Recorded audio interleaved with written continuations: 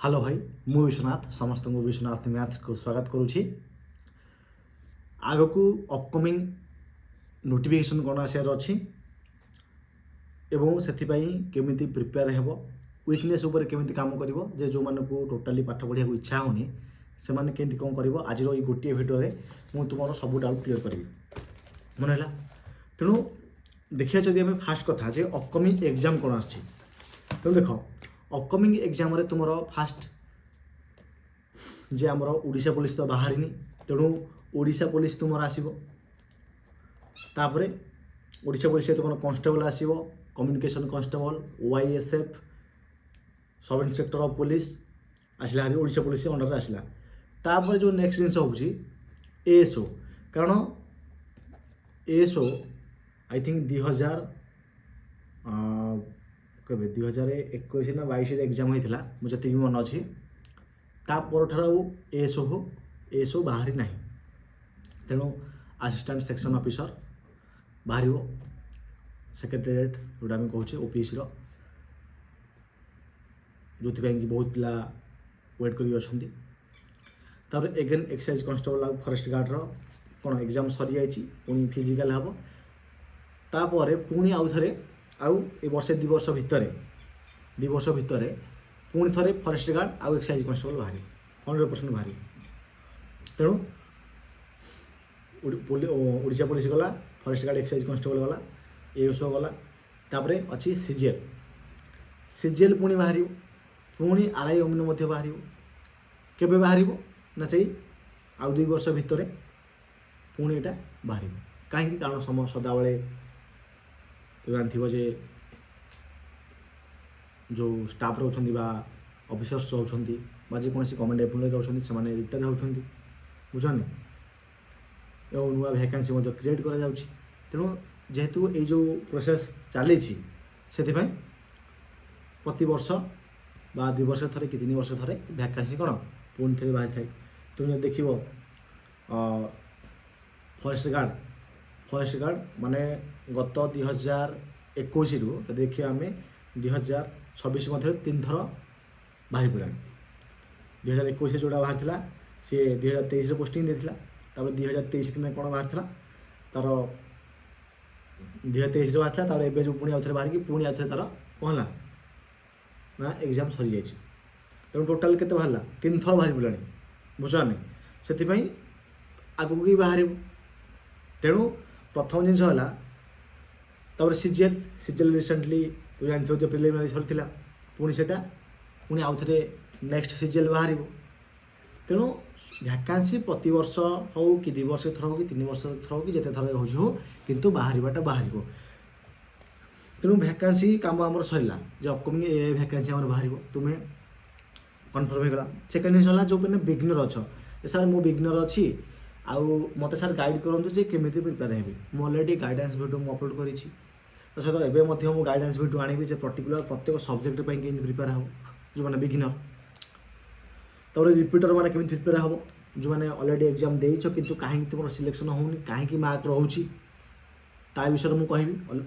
अवश्य तुम्हें तुम वीकनेस कौन जापर किंतु से वीकनेस उपर काम करूना कारण वीकनेस को अवहेला कर से विषय में डिटेल भाव में वीडियो आनी सरला तापर 3 नंबर है केमिति गोटे प्रोसेस कहतु जे जो प्रोसेस को मुझे फॉलो करी मोर सिलेक्शन हम फास्ट जिन देख सिलेक्शन नापी प्रथम जिनस है तुमको टे स्मार्ट भाव में कम करा पड़ो आजिकल समस्त स्मार्ट बुझे कि कहीं आउ नॉर्मल कि ना समस्ते स्मार्ट अटंती समस्ते सब विषय जानती तेणु तुम काम हो गोटे माइंड मैप बनाओ स्ट्राटेजी बनाओ टाइम टेबल बनाओ आउ से जो स्ट्राटेजी अनुसार सिलेबस को कंप्लीट कर पिला कहे सर मु फॉरेस्ट गार्ड पे पढ़ुची सिलेबस कहतु जड़े कहे सर मुझे एक्साइज कॉन्स्टेबल पढ़ुची सर कहे SI पढ़ुची sir CGL sir ASO sir SSC पढ़ुची तेणु सर सिलेबसटा कहतु तेणु एठारे गोटे जिनस तुम्हें जेतिक एग्जाम दौछ सबू एग्जाम सिलेबस गोटे मन है तेणु सिलेबस धरल धर मैथमेटिक्स ये चैप्टर अच्छी तेणु गोटे पिला कहे सर ओडिशा पुलिस गोटे बही कहतु बेस्ट बही कहतु আর ভাই বেস্ট বହି ସବୁ ବହି ବେଷ୍ଟ ବହି। ତେଣୁ ମୁଁ ରିକମେଣ୍ଡ କରିବି ଏଠି ଅଲଗା ଅଲଗା ଏକ୍ଜାମ୍ ପାଇଁ ଅଲଗା ଅଲଗା ବହି ମୁଁ ରିକମେଣ୍ଡ କରିବି। କିନ୍ତୁ ତୁ ଯଦି ଚାହୁଁଛୁ ଯେ ନାଇଁ ମୁଁ ଗୋଟେ ବହି ମାନେ ଏମିତି ବହି ଆଣିବି ଯେଉଁଥିରେ କି ମୋର ସବୁ ଏକ୍ଜାମ୍ କଭର୍ ହେଇଯିବ, ସେଥିପାଇଁ ସଦାବେଳେ ତୁମେ ଅଲଗା ଅଲଗା ସବଜେକ୍ଟ ପାଇଁ ଅଲଗା ଅଲଗା ବହି ଆଣିବ। ଯେମିତି ମ୍ୟାଥମେଟିକ୍ସ ପାଇଁ ଅଲଗା ବହି ଅଛି, ରିଜନିଂ ପାଇଁ ଅଲଗା, ଜିକେ ପାଇଁ ଅଲଗା, ଓଡ଼ିଆ ପାଇଁ ଅଲଗା। ସେ ବହି ଗୁଡ଼ା କେଉଁ ବହି ଆଣିବ ଏବଂ କେମିତି ପଢ଼ିବ ତା ବିଷୟରେ ମୁଁ କହିବି। ଆଉ ଗୋଟେ ଜିନିଷ ମୁଁ ଷ୍ଟ୍ରାଟେଜିରେ ମଧ୍ୟ ଆଲୋଚନା କରିଦେଇଛି ଯେ କୋର୍ସ ନେଇକି ପଢ଼ିବ ନା ବହି ନେଇକି ପଢ଼ିବ ତା ବିଷୟରେ ମଧ୍ୟ କହିଦେଇଛି, ମନେ ହେଲା। ତେଣୁ ଏଠି ବି କହିଦେଉଛି ଯେ ଯଦି ତୁମେ ମ୍ୟାଥମେଟିକ୍ସ ଆଉ ରିଜନିଂ ପଢ଼ୁଛ ତୁମେ ଅନଲାଇନ୍ରୁ କୋର୍ସ ନେଇକି ବା ବ୍ୟାଚ୍ ନେଇକି ପଢ଼ିପାରିବ। କିନ୍ତୁ ଜିକେ, ଇଂଲିଶ, ଓଡ଼ିଆ, କମ୍ପ୍ୟୁଟର ଏରାକ ତୁମେ ନିଜେ ବହିରୁ ସେଲ୍ଫ ଷ୍ଟଡ଼ି କରିକି ଆରାମସେ ଶିଖିପାରିବ। ଆଉ ମ୍ୟାଥମେଟିକ୍ସ ରିଜନିଂ ବି ସେଲ୍ଫ ଷ୍ଟଡ଼ିରେ ହେଇପାରିବ, କିନ୍ତୁ ଜଲ୍ଦି ଶିଖିବା ପାଇଁ ତୁମେ କୋର୍ସ ନେଇକି କିମ୍ବା କୌଣସି ବ୍ୟାଚ୍ ନେଇକି କିମ୍ବା ୟୁଟ୍ୟୁବରୁ ତୁମେ ପଢ଼ିପାରିବ। ଆଉ ଅନ୍ୟାନ୍ୟ ଯେଉଁ ସବଜେକ୍ଟ କହିଲି ଇଂଲିଶ, ଜିକେ, ଓଡ଼ିଆ ହେଇଗଲା, କମ୍ପ୍ୟୁଟର ହେଇଗଲା, ଯଦି କୌଣସି ଟପିକ୍ ତୁମେ ବୁଝିପାରୁନ ତୁମେ ସେଇଟା ୟୁଟ୍ୟୁବରେ ସର୍ଚ୍ଚ କରିକି ପଢ଼ିପାରିବ। ମେନ୍ ଜିନିଷ ହେଲା ତୁମେ କେତେ ୟୁଟିଲାଇଜ୍ କରିପାରୁଛ, କେତେ ପ୍ରଡକ୍ଟିଭର ସହିତ କେତେ ସ୍ମାର୍ଟ ଭାବରେ କାମ କରିପାରୁଛ, ଦ୍ୟାଟ୍ ଇଜ୍ ଇମ୍ପୋର୍ଟାଣ୍ଟ, ମନେ ହେଲା। ଓକେ, ତାହେଲେ ଏ କାମ ସରିଲା। ତେଣୁ ଯେଉଁ ପିଲାମାନଙ୍କୁ ପାଠ ପଢ଼ିବାକୁ ଇଚ୍ଛା ହେଉନି ସେମାନଙ୍କ ପାଇଁ ଫାର୍ଷ୍ଟ ଷ୍ଟେପ୍ ହେଲା ଯେ ପ୍ରଥମେ ରିଡ଼ିଂ କର। ମୁଁ ସେଇଟା ବହି ଏବେ ରଖିଛି ବର୍ତ୍ତମାନ ଜିକେ ବହି, ଜିକେ ଉପରେ ଗୋଟେ ଭିଡ଼ିଓ ବନେଇବି। ଜିକେ ପାଇଁ ସବୁଠାରୁ ସ୍ମାର୍ଟ ଷ୍ଟ୍ରାଟେଜି ଯେ କେମିତି ପଢ଼ାଯାଏ ବିଗିନର ମାନେ ବା ଯେଉଁମାନଙ୍କୁ ପାଠ ପଢ଼ିବାକୁ ଇଚ୍ଛା ହେଉନି, ପାଠ ମନେ ରଖିବାକୁ ବି ଇଚ୍ଛା ହେଉନି ସେମାନଙ୍କ ପାଇଁ ମୁଁ ବନେଇବି ଏବେ। ଏଇ ଭିଡ଼ିଓ ସରିଲା ପରେ ନେକ୍ସଟ ଭିଡ଼ିଓ ଆସିଯିବ ଏଇ ଟପିକ୍ ଉପରେ। ତେଣୁ ସେ ଜିନିଷ କଭର୍ ହେଇଯିବ। ତାପରେ ଗୋଟେ ଜିନିଷ ହେଲା ତୁମେ ଧର ତୁମେ ଦେଖ ଆମ ମାଇଣ୍ଡ ଏମିତି ଦେଖିବ ତୁମେ ଯେହେତୁ ତୁମର ଅଭ୍ୟାସ ନାହିଁ ପାଠ ପଢ଼ା, ତୁମେ ଯଦି ଷ୍ଟ୍ରାଟେଜି ବନେଇଥିବ ବଡ଼, କିନ୍ତୁ ତୁମେ ଦେଖିବ 2 ଘଣ୍ଟା ବି ଦିନକୁ ପଢ଼ୁନଥିବ 100%। ଆଉ ମୁଁ ଏତିକି କହିବି ଯେଉଁ ପିଲା 2 ଘଣ୍ଟା ବି ଦିନକୁ ପଢ଼ୁନି କି ସେ ହିଁ ଚାକିରି ପାଉଛି। ଆଜିକା ଡେଟ୍ରେ କେହି ପଢ଼ୁନାହାନ୍ତି, ବୁଝ ନାହିଁ। ମୋ କଥା ମୁଁ କହୁଛି, ମୁଁ ଯେତେବେଳେ ପ୍ରିପେୟାର ହେଉଥିଲି ସେତେବେଳେ ମୁଁ ଅଲଗା ଏକ୍ଜାମ୍ ବି ଅବଶ୍ୟ ପ୍ରିପେୟାର ହେଉଥିଲି, ମୁଁ କେବଳ ମ୍ୟାଥ୍, ରିଜନିଂ ମାନେ ମ୍ୟାଥମେଟିକ୍ସ ବେଶୀ ଫୋକସ୍ କରୁଥିଲି, ଇଂଲିଶ ଟିକେ ଟିକେ ଫୋକସ୍ କରୁଥିଲି। ତାପରେ ଜିକେରେ ମଧ୍ୟ ମୁଁ ଯେମିତି ପଢ଼ିବା କଥା ଜିକେ ମଧ୍ୟ ମୋର ସବୁ ମନେ ରହିଥିଲା, କିଛି କଥା ନାହିଁ। କିନ୍ତୁ ସେଗୁଡ଼ା ଗୋଟେ ପ୍ରୋସେସ୍, ତୁମେ ଏକା ଟାଇମ୍ରେ ସବୁକିଛି କରିପାରିବନି। ଯେଉଁମାନେ ଷ୍ଟାର୍ଟ କରୁଛ ପାଠପଢ଼ା, ପ୍ରଥମେ ତୁମେ ଗୋଟେ 2+2+2 3 ଭାଗରେ ଭାଙ୍ଗି ଦିଅ। ସକାଳୁ 2 ଘଣ୍ଟା, ଦ୍ୱିପହର 2 ଘଣ୍ଟା, ରାତିରେ 2 ଘଣ୍ଟା। ସକାଳ କାମ ହେଲା ତୁମର ଯେଉଁମାନେ ପ୍ରିପେୟାର ହେଉଛ ବିଗିନର, ପ୍ରଥମ କାମ ହେଲା ତୁମେ ସକାଳୁ ଉଠିଲା ପରେ ପ୍ରଥମେ ରନିଂ ଯିବ। ତୁମେ ଫିଜିକାଲ ମାନେ ପୋଲିସ ଲାଇନ୍ ପାଇଁ ପ୍ରିପେୟାର ହେଉଥାଅ କି ସିଜିଏଲ୍ ପାଇଁ ହେଉ କି ଏସବୁ ପାଇଁ, ତୁମେ ଯେକୌଣସି ଏକ୍ଜାମ୍ ପାଇଁ ପ୍ରିପେୟାର ହେଉଛ ହୁଅ, ଦ୍ୟାଟ୍ ଇଜ୍ ନଟ୍ ମ୍ୟାଟର। କିନ୍ତୁ ତୁମକୁ ସକାଳେ ଫିଜିକାଲ ୱାର୍କଆଉଟ୍ କରିବାର ଅଛି। 1 ଘଣ୍ଟା ତୁମେ ଫିଜିକାଲକୁ ଦେବ। 4ଟାରେ ଉଠିଲ, 4ରୁ 5ଟା ଫିଜିକାଲ ହେଇଗଲା। 4ଟା ରାତିରେ ଉଠିବ ହେଲା, 4ରୁ 5ଟା ଫିଜିକାଲ ହେଇଗଲା, ସରିଲା। ତାପରେ ଏଇ ଯେଉଁ 4ରୁ 5ଟା ଫିଜିକାଲ ଗଲ, ତାପରେ 5ଟାରୁ ଆସିଲ, 5ଟା କି 5:30ଟା କି 6ଟାରୁ ତୁମେ 2 ଘଣ୍ଟା 8ଟା ଯାଏଁ ହେଉ ଏ 2 ଘଣ୍ଟା ତୁମେ ପଢ଼ିବ। କ'ଣ ପଢ଼ିବ ନା ଏଥିରେ ଯେଉଁଟା ମନେ ରଖିବା ସବଜେକ୍ଟ, ଯେମିତିକି ତୁମେ ପଢ଼ିପାରିବ କ'ଣ ଓଡ଼ିଆ, ଯେଉଁ ପ୍ରଥମେ ଜିକେ, ଇଂଲିଶର ଯେଉଁ ଭୋକାବୁଲାରୀ ରହିଲା ବା ଇଂଲିଶ ଗ୍ରାମାର, ତାପରେ ତୁମର ଓଡ଼ିଆ ବି ପଢ଼ିପାରିବ ଚାହିଁଲେ କିମ୍ବା ନ ଚାହିଁଲେ ବି ପଢ଼ିପାରିବ, କିଛି କଥା ନାହିଁ, ସରିଲା। ତାପରେ ଦ୍ୱିପହର 2 ଘଣ୍ଟା, ଦ୍ୱିପହର 2 ଘଣ୍ଟା ତୁମେ କ'ଣ ମ୍ୟାଥ୍ ଆଉ ରିଜନିଂ ପଢ଼ିପାରିବ, ସରିଲା। ମ୍ୟାଥ୍ ରିଜନିଂ ଏକା ସାଙ୍ଗେ ସରିଦେବ। ତାହେଲେ ଆମର ଏଠି କ'ଣ GK, English, math, reasoning complete ହେଇଗଲା, କାରଣ ଏସ୍ଏସ୍ସିରେ ବି ଏହା ପଢ଼ୁଛି ଏ ସିଲାବସ୍ରୁ। ତାପରେ 2-4 ଘଣ୍ଟାରେ ସବୁ ଶେଷ। ତାପରେ ତୁମେ ରାତିରେ ଯେଉଁ 2 ଘଣ୍ଟା ଆଡ଼େଇବ, ସେ 2 ଘଣ୍ଟାରେ କ'ଣ କରିବ ନା ଓଡ଼ିଆ ପଢ଼ିପାରିବ ଆଉ କମ୍ପ୍ୟୁଟର ପଢ଼ିପାରିବ, ବୁଝିଗଲା। ସବୁ ସବଜେକ୍ଟକୁ ଘଣ୍ଟେ ଦିଅ, କିଛି ଦରକାର ନାହିଁ, 6 ଘଣ୍ଟା ହେଇଗଲା ନାହିଁ। ତେଣୁ ଏଇଟା ମୁଁ କହିଛି କ'ଣ ସେଲ୍ଫ ଷ୍ଟଡ଼ି କଥା, ତୁମେ ସେଲ୍ଫ ଷ୍ଟଡ଼ି ଏତିକି କରିବ। ଯଦି ସେଲ୍ଫ ଷ୍ଟଡ଼ି ଧରାଯାଉ ତୁମେ ମ୍ୟାଥମେଟିକ୍ସର କୌଣସି ଭିଡ଼ିଓ କ୍ଲାସ୍ ଦେଖୁଛ, ତୁମେ ଷ୍ଟାର୍ଟିଂରୁ 2 ଘଣ୍ଟାରୁ ଷ୍ଟାର୍ଟ କରିପାରିବ, କିଛି କଥା ନାହିଁ। କିନ୍ତୁ ଧୀରେ ଧୀରେ ଟାଇମ୍ଟା ବଢ଼େଇବ, ବୁଝିପାରିଲ ନା କାହାର କିଛି ଡାଉଟ୍? ରିଜନିଂ ଦେଖ, ରିଜନିଂ ତୁମେ 1 ମାସ ଭିତରେ ପୁରା ଏକ୍ସପର୍ଟ ହେଇଯିବ। ତାପରେ ରିଜନିଂଟା ତୁମେ ଖାଲି ମକ୍ ଦେବ, ସେଥିରେ 30 ମିନିଟ୍ ମକ୍ ଦେଲେ ବି ହେଇଯିବ। ତୁମେ ଆଉ କୌଣସି ଟାଇମ୍ରେ ଦେଇପାରିବ। ମ୍ୟାଥମେଟିକ୍ସ 2 ଘଣ୍ଟା 3 ଘଣ୍ଟା ତୁମେ ଦେଇପାରିବ ଟାଇମ୍। ତେଣୁ ତୁମେ ସେଇଟା ତୁମ ଅନୁସାରେ ମ୍ୟାନେଜ୍ କରିବ। ଆଉ ମନେ ରଖ, ଯଦି କୌଣସି ଅନଲାଇନ୍ ବ୍ୟାଚ୍ରୁ ପଢ଼ୁଛ, ଯେଉଁଠୁ ପଢ଼ୁଛ ଗୋଟେ ଜାଗାରୁ ପଢ଼ିବ, ତୁମେ ଦେଖିବ ଯେ କେଉଁ ସାର୍ ଅବଶ୍ୟ ଅଛି ବହୁତ ସ୍ମାର୍ଟ ଉପାୟ ଅଛି ସଲ୍ୟୁସନ୍ କରିବାର, କିନ୍ତୁ ଦେଖିବ ଯେ ଯେଉଁ ଲେଖିବାର ଷ୍ଟାଇଲ୍ ଟିଚରମାନଙ୍କ ଟିକେ ଅଲଗା ଥାଏ। କିଏ ଲେଖିବ ଏମିତି ଲେଖୁଥିବ, କିଏ ଏମିତି ଲେଖୁଥିବ, ସେଇଟା ହେଉଛି ମ୍ୟାଟର, ଆଉ କିଛି ନାହିଁ। ନହେଲେ ନାହିଁ जो टीचर भी तुमको भल लाଗୁଛନ୍ତି जो टीचर ठारू क्लास करूछ जन ठारू करिवो एवं तांकर जदि बैच नहीं थो यूट्यूब पढ़ुव तार नोट डाउन करके पढ़ो कि जब बैच नहीं थो तो तुमको नोट मिल जाऊ नोट करा किसी पड़ोनी ताको बारंबार रिवाइज कर एति कर आउ मक दब तापर जो आमर प्रिवियस ईयर क्वेश्चन प्रैक्टिस कर ठीक हम तेणु प्रथम हूँ कम तुम सिलेबसटा शेष कर सिलेबस शेष कर जो 50% सिलेबस शेष हो कि 40% कि 60% कि 70% से तुम मक देवा स्टार्ट करदेव आउ गोटे जिन मन रख तुम के बड़ टास्क नबनी तुम भाव सर मोर 20टा चैप्टर अच्छे मुझे 20टा चैप्टर मसे 2 मास शेष करते कि 3 मास लगू 4 मास लगू आराम से सब हम आउ जिन देख 6 मास जब तुम टाइम देव तुम जेकोसी कम को 6 मास टाइम देव जो जल्दी शिखा चाहो 3 मास भी शिखी पार किसी कथा ना कि तुमको बेसी टाइम देवा पड़ो कि ना गोटे एवरेज टाइम देखिए आम 6 मास तुम 6 मास गोटे प्लानिंग बनइब जे 6 मास भितर मु 3 मास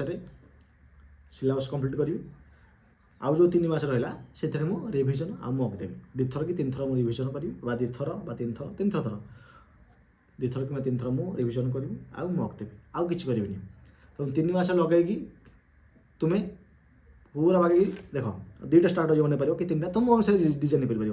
मोटे कहली प्रथम 3टारे तुम सिलेबस बनइब आउ जो 3 मास रहा से 3 थर 3 टाइम्स कौन कर रिविजन कर आइदर तुम 6 मास को एमती भांगी पार जे 4 मास मु सिलेबस कंप्लीट करी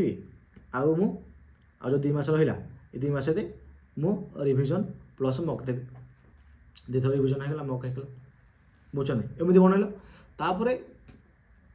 गोटे थर तुम जो भल सिलेबसटा कंप्लीट करदेल नेक्स्ट स्टेप तुम कौन तुम आगू एग्जाम थी आसो 6 मास पर नोटिफिकेशन आसू कि वर्ष पर आसू तुम्हें से फ्रिक्वेन्सी को से जो स्पीड को फॉलो कर जे ना से ढांचा को फॉलो कर जे मु तो सिलेबस तो मत हो जाए खाली रिविजन करी मक देवी रिविजन करी मक देवी रिविजन करी मक देवी आउ जहाँ भी वीकनेस जो टॉपिक उपर तुम वीकनेस अच्छी जे पर्टिकुलर मक देले मोर ए टॉपिक गुड़ा होनी जान से टॉपिक तुम वीक ही अच्छी ताकू तुम्हें पुणी रिवाइज कर भल प्रैक्टिस कर पुणी नेक्स्ट मक दब एमती धीरे धीरे तुम इम्प्रूव कर कहीं जेहेतु तुम्हें बड़ हेनी तुम्हें जापर जे केमी वीकनेस कम करमी कौन कर कॉलेज सिलेक्शन हम ये जिन गुड़ा कर बुझ नहीं तेणु ये प्लानिंग जो माइंड मैपिंग इम्पोर्टाट बुझ नहीं आ गोटे प्लान कर से प्लान को पूरा 6 मास 2 दिन लागू 2 दिन लागू 3 दिन लागू बस प्लान बनाओ प्लान बनईकि एग्जीक्यूट कर मु किसी ये मना करी तुम्हें खेल कूद बुल जहाँ कर कौन कम अच्छी मगर तुम्हें कौन कम गल सका 6टा गल रात 10टा आसिल कि 11टा आसिल निद लगुव ना से 2 घंटा हो पछे बसिकी वीडियो क्लास देख कि पढ़ जब पढ़िया न अच्छी वीडियो क्लास देख कि बसिकी देख तुम्हें जब शोक मोबाइल देखिए वीडियो क्लास देखिल ये गल सी सरीगला कथा सेमती ना प्रॉपर जमी पढ़ा जाए सेमती बस तले बस कि चौक टेबुल जब अच्छी से बस कि बेंच टेबुल जब अच्छी से बस जमी बस किंतु पढ़ा पड़ो पढ़ले तुम सिलेक्शन हम मनला तेणु अपकमिंग एग्जाम बहुत आसा जाऊँगी तेणु जो पिला पढ़ी सी ही सिलेक्शन नब मैं कही आगु जो पिला भल भाव में पढ़ी जो पिलार बेसी मार्क रही कटअप जाऊ कटअप ठार अधिक मार्क जो पिला रखिला तार सिलेक्शन हम आउ पिला कहते कटअप कटअप अरे भाई कटअप किसी ना कटअप हूँ से मार्क जोटा कि last mark last selection mark हूँ दैट इज कटअप तेणु केते जीवन से ग्यारंटी ना एवं मुझे सदा कहे तुम जब 80% मिनिमम रखुच जेकोसी एग्जाम हो जेकोसी एग्जाम को जाओ जब तुम 80% स्कोर करुच तुम 100% सिलेक्शन हम तुम सिलेक्शन कहीं रखिपारे ना मनला तेणु ये जिन कम कर जमी कहली से भल कर अपकमिंग एग्जाम तो बहुत अच्छी मेन जिन स्ट्राटेजी गोटे बना भल पढ़ 8 रू आम बेसी किसी कहबी कारण ये जिन जी कर सी ही पाँच चाकरी आने सारे चाकरी मिलने कष्ट ये सी बुझ नहीं कष्ट ये जे तुम कॉन्फिडेंस थी ये जिनटा को जो पिला चाकरी करते से फिल कर ना मोर चाकरी तो हो कि हम से तुम्हें कहीपर ना किंतु जो पिला कॉन्फिडेंस रखी आज न हो काली हो कि 5 वर्ष पर हो किंतु हम धर जाओ तुम मन 5 जन सांग अच्छ कि 2 जन सांग अच्छ कि 3 जन सांग अच्छ ଧର 2 ଜଣ ସାଙ୍ଗ ଅଛ, ସେଥିରେ ତୁମର ଗୋଟେ ସାଙ୍ଗର 18 ବର୍ଷରେ ଚାକିରି ହେଇଗଲା, କି 19 ବର୍ଷ କି 20 ବର୍ଷ ଚାକିରି ହେଇଗଲା। ତୁମର କନଫିଡେନ୍ସ ଅଛି ଯେ ମୁଁ ପାରିବି, ମୁଁ ତାଠୁ ବେଶୀ ନଲେଜେବୁଲ୍, ତାଠୁ ଭଲ ମୁଁ ଫିଜିକାଲ୍ କରେ, ତଥାପି ମୋର ଚାକିରି ପର୍ଯ୍ୟନ୍ତ ହେଇନି, ମୁଁ ହାଇଟ୍ରେ କଟିଗଲି, କି ମୁଁ ଏଥର ଟିକେ ମୋର ଭଲ ମାର୍କ ରହିଲାନି, କି ମୁଁ ରନିଂ ମାରିପାରିଲାନି, ଏମିତି ରହୁଥିବ। କିନ୍ତୁ ନାହିଁ କି ତୁମର ସବୁ ଇଏ ଥାଇକି ମଧ୍ୟ କେମିତି ମେରିଟ୍ରେ କଟି ଯାଉଥିବ କି କ'ଣ ହେଉଥିବ, ଯାହା ବି ପ୍ରୋବ୍ଲେମ୍ ଆସୁ, କିଛି କଥା ନାହିଁ। କିନ୍ତୁ ସେ ଗୋଟେ ପିଲା ସେ ଆଉ 2 ବର୍ଷ ପରେ ହେଉ, କି ଆଉ 2 ବର୍ଷ ପରେ ହେଉ, କି 3 ବର୍ଷ ପରେ ହେଉ, କି 4 ବର୍ଷ ପରେ ହେଉ, କି ବର୍ଷେ ପରେ ହେଉ, କି 6 ମାସ ପରେ ହେଉ, କିନ୍ତୁ ତାର ଯଦି କନଫିଡେନ୍ସ ଅଛି ନାଇଁ ମୁଁ ପାରିବି, ମୁଁ ପାଇଯିବି ଚାକିରି, କିଛି କଥା ନାହିଁ ହେଲା, ମୋ ଲେଭଲ୍ ଅଛି ନା ମୁଁ ପାଇବି ବୋଲି, ମୁଁ ଯେଉଁ କହନ୍ତି ଯୋଗ୍ୟକୁ ଇଂଲିଶ କହନ୍ତି ଯେ ମୁଁ ଡିଜର୍ଭ କରୁଛି, ତାହେଲେ 100% ପାଇବ ତୁମେ। ଆଉ ତୁମେ କହିବେ ସାର୍ ମୋତେ ଗ ସାକୁ ଆସେନି, ସାର୍ ଗ ସାକୁ ଶିଖେଇ ଦିଅ, ସାର୍ ଏଇଟା କେମିତି ହେଲା। ଦେଖ ମୁଁ ଯେଉଁ ମ୍ୟାଥମେଟିକ୍ସ ପଢ଼ାଉଛି ଗୋଟେ ଥର ମାନେ ବିଜ୍ଞାନ ପିଲା ବୁଝିଲା ଭଳିଆ କହୁଛି। ଏମିତି ପିଲା ଥିବେ ଯେଉଁ ପିଲାମାନଙ୍କୁ ବୋରିଂ ଲାଗୁଥିବ, ସାର୍ ଏମିତି କାହିଁକି ଏତେ ଡିଟେଲରେ କାହିଁକି କରୁଛନ୍ତି ବୋଲି, ଜାଣିଛ ନାହିଁ। ତେଣୁ ଏବେ ଯେଉଁ ମୁଁ ନେକ୍ସଟ କ୍ଲାସ୍ ଗୁଡ଼ା କରିବିନି କି, ମୁଁ ଆଉ ବେଶୀ ଡିଟେଲରେ କହିବିନି, ମୋ ଷ୍ଟାଇଲରେ ପଢ଼େଇବି, ବୁଝିପାରିଲ। ମୋତେ ଯେମିତି ଲାଗୁଛି ମୋ ଷ୍ଟାଇଲରେ ଥର ମୁଁ ପଢ଼େଇବି, ଆଉ ନର୍ମାଲି ପଢ଼େଇବିନି, କାରଣ ଯଦି ସେମିତି କହିବି ପିଲା ବି ବୋର୍ ହେଉଛନ୍ତି ନା, ବୁଝୁଛନ୍ତି ନା। ତାହେଲେ ବିଶେଷ କିଛି କହିବିନି, ରହୁଛି, ଧନ୍ୟବାଦ।